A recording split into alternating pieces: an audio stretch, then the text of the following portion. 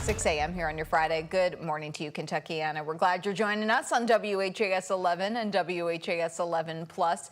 Jim is out on assignment this morning, a very cute assignment, so we're going to check in with him in just a minute. But first, we're going to talk about our weather because, Matt, it is a lot to watch for folks Easter weekend. That's right. We are tracking a steady amount of storms that will be around as we head into portions of our Saturday and also Sunday. But before we get there, we have a very breezy Friday ahead for us. Already this morning, we saw some winds gusting close to 30 miles per hour across the Louisville metro. You folks in southern Indiana near Paoli and Jasper, wind gusts over 20 miles per hour. Definitely a breezy pattern ahead for our afternoon time. A few of those passing clouds in our skies, that's going to give way to more sunshine as we head later on into the day. We're tracking some clusters of storms just further towards Minneapolis, and it looks like it's still very far away from here. But this pattern is going to make its way closer towards us as we head into our Saturday. This is likely going to be just surrounding mostly southern Indiana. That's where a lot of the model data has been trending this activity to be throughout the weekend. And then we have another storm system that's shaping up across Wyoming and Colorado. This is going to arrive towards us as we head into the early parts of Monday morning. So we have two storm systems that we're keeping a close eye on. But for the next 12 hours, you can expect those temperatures to gradually make their way into the lower 80s. It's going to be a fairly warm afternoon for us. And those winds, as I mentioned, will be staying strong out of the south, gusting up to 30 miles per hour.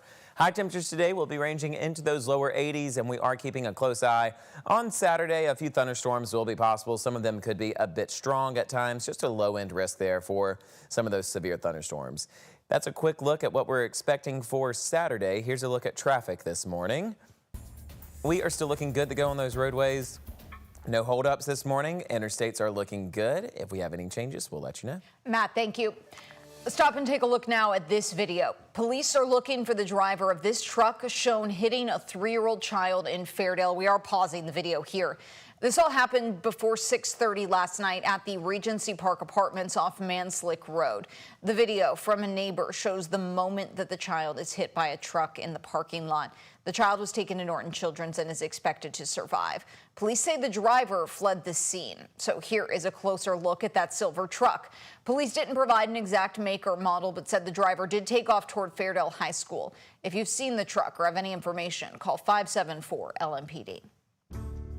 This morning, a former LMPD officer is facing multiple charges, including stalking and violating a protective order. Roberto Cedeno was taken into custody yesterday afternoon. Police say they were notified about a complaint against the then officer in March and started an internal investigation. The department says Chief Paul Humphrey began the termination process, but Cedeno resigned before it was complete. He's in jail on a $100,000 bond and is expected in court on Monday. Today, a driver who left a trail of crashes, injuries, and chaos on Louisville's roads is going to face a judge. The wild and dangerous scene unfolded yesterday, and we're hearing from witnesses who saw it all. WHAS 11's Clarice Shaley and photojournalist Emma Gefter report. Oh my God, he's gonna hit him again. A witness captures a road rampage near the VA hospital. He's running. This white Jeep Wrangler gets into multiple accidents on both Interstate 71 and Zorn Avenue Thursday morning, driving erratically. Oh.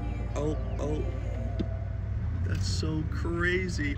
They're going down a one-way. People who live in the area are used to the heavy traffic, but nothing like this. Driving over this median and just flying off the road and everything, and it was crazy. It was wild. LMPD says the driver of the Jeep is James Wells. He faces charges of wanton endangerment, assault, leaving the scene of an accident, and failure to render aid. According to police, Wells hit a trailer on the off-ramp and then ran over the driver, a teenage boy who was out inspecting the damage. Yeah, we'll need EMS for one male. Definitely got some bad leg injuries. Witnesses told police Wells got out of his car and hit other cars with a sledgehammer. He was eventually arrested after crashing into the VA hospital. As authorities tow away the vehicle, WHAS 11's Jessica Farley captured spray paint on the side and a tag for a retired veteran. According to LMPD, witnesses believe Wells may have been suffering from a mental health incident. I mean, being behind like a car, it's a dangerous thing. Like if you're not in the mental space to operate it, something like bad could happen. A scary and destructive morning for Louisville drivers, but the teenage driver is expected to survive his injuries. In the Brownsboro Zorn neighborhood, Clarice Shaley, WHAS 11 on your side. Wells is currently in Metro Corrections and is expected before a judge at 9 this morning. Authorities say he'll also face federal charges. Classes and activities are canceled today at Florida State University after a deadly shooting on campus. It happened yesterday afternoon. Tallahassee police say 2 people were killed and 6 others were hurt. Authorities believe the gunman is a 20-year-old man who's also a student and the son of a local sheriff's deputy.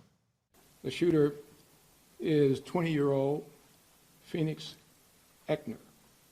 Our Deputy Eichner, has been with the Leon County Sheriff's Office for over 18 years. She has a tremendous job that she's done. Her service to this community has been exceptional.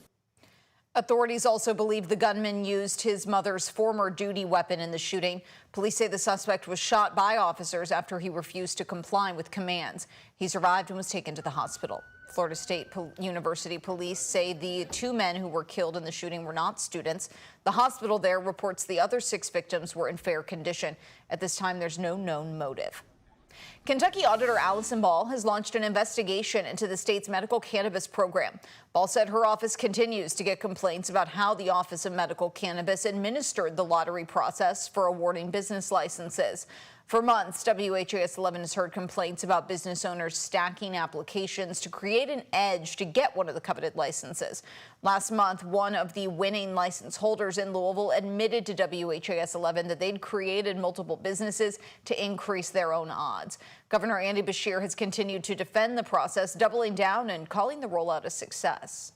Because of the way we set up our process, because of the way we did our lottery, we're moving faster than just about any other state. We're one of the only states that hasn't had the courts enjoin or enter an order stopping the ramp up of all of those businesses.